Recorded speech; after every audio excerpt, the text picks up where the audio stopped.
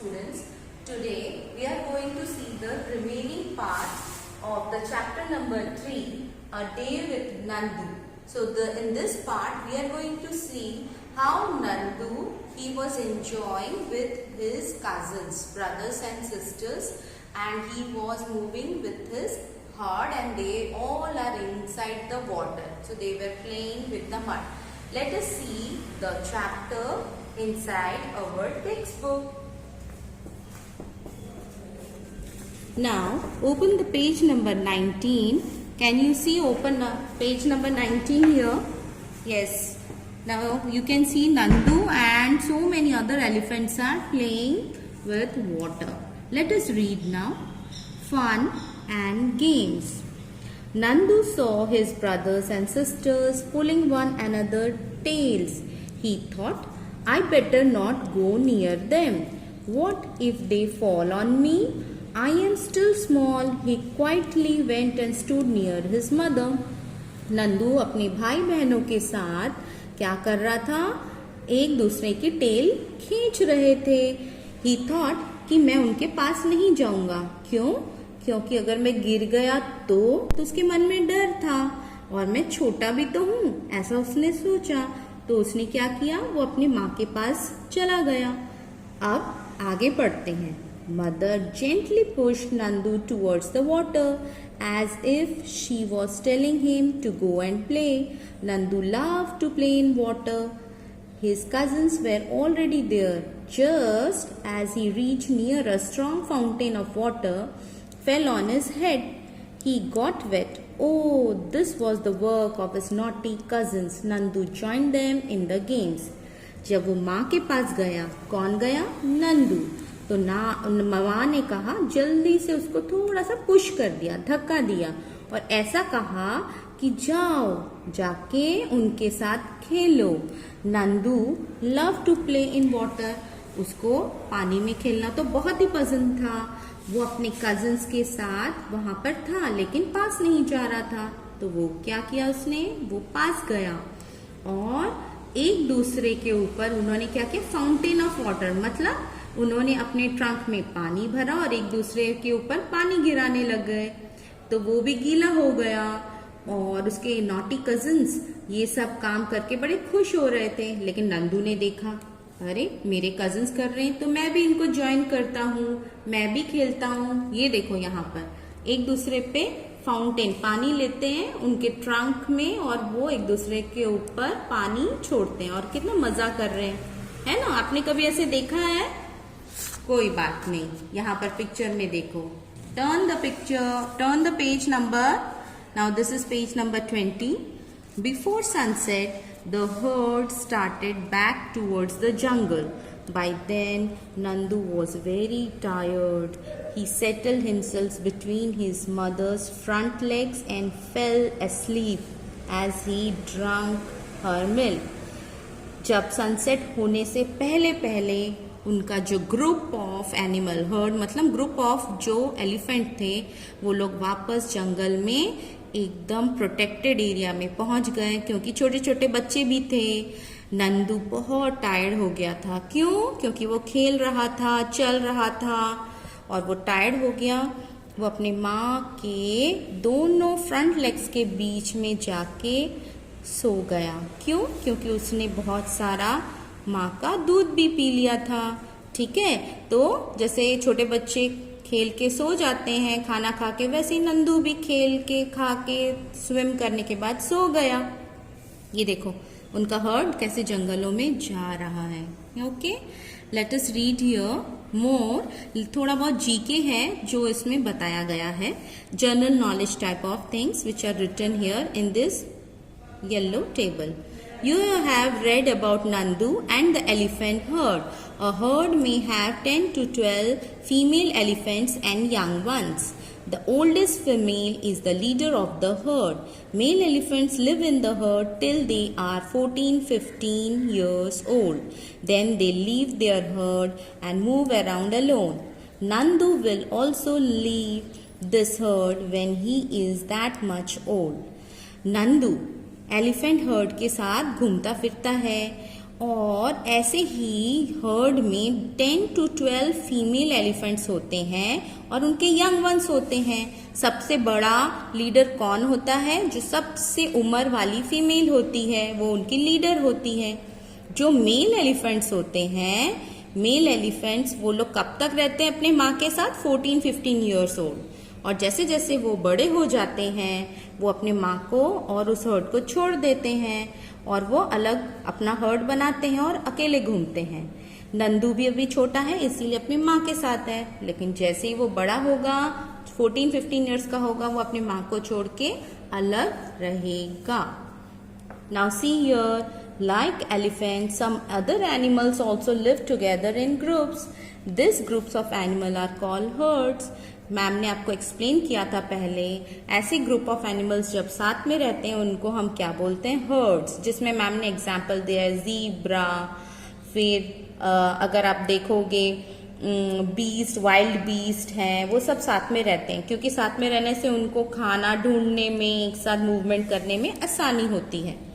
Animals in hertz usually move around together, एक साथ रहते हैं और सर्च करते हैं किस चीज का?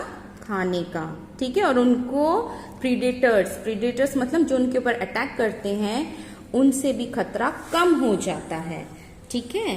तो ये सारा जो चैप्टर है ये हमने पढ़ लिया और समझ लिया नंदू ने क्या किया। अब इसके ऊपर कुछ क्वेश्चन एंड आंसर्स हैं जो मैडम आपको एक्सप्लेन कर रही है और आपको अपने नोटबुक में लिखना है। If you were Nandu and you lived in a herd, what will you do?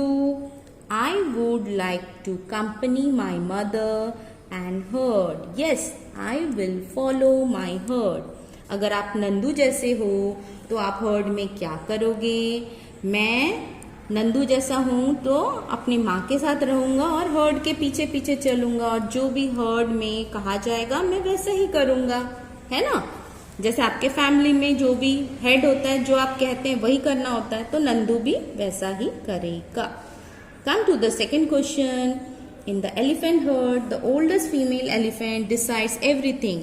Who takes decision in your family?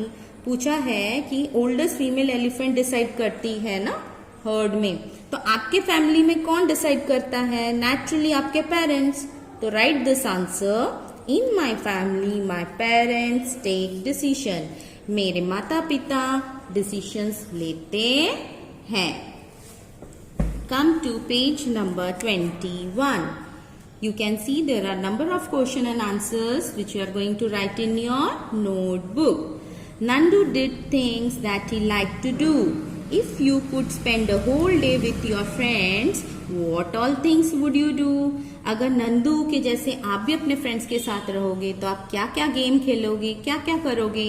तो ये यहाँ पर मैम ने लिखा है, आप कुछ और भी लिख सकते हो जो आप अपने फ्रेंड के साथ करना चाहते हो। Let us read.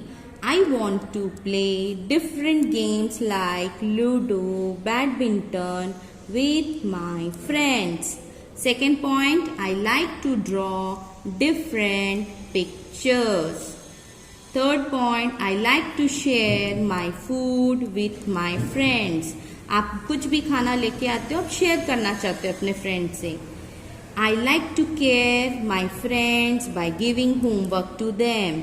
मैं उनको होमवर्क दूंगा, उनको केयर करूंगा। I want to play songs and act with them. मैं सॉन्ग्स भी गाऊंगा, एक्टिंग भी करूंगा। ये सब आप अपने फ्रेंड्स के साथ करना चाहते हो। अब come to this question. Find out and write which of the animals given live in herds. कौन से अदर एनिमल्स हैं जो हर्ड्स में रहते हैं? यहाँ पर आंसर है ज़ीब्रा, याक्स, डियर फैमिली, गोट्स।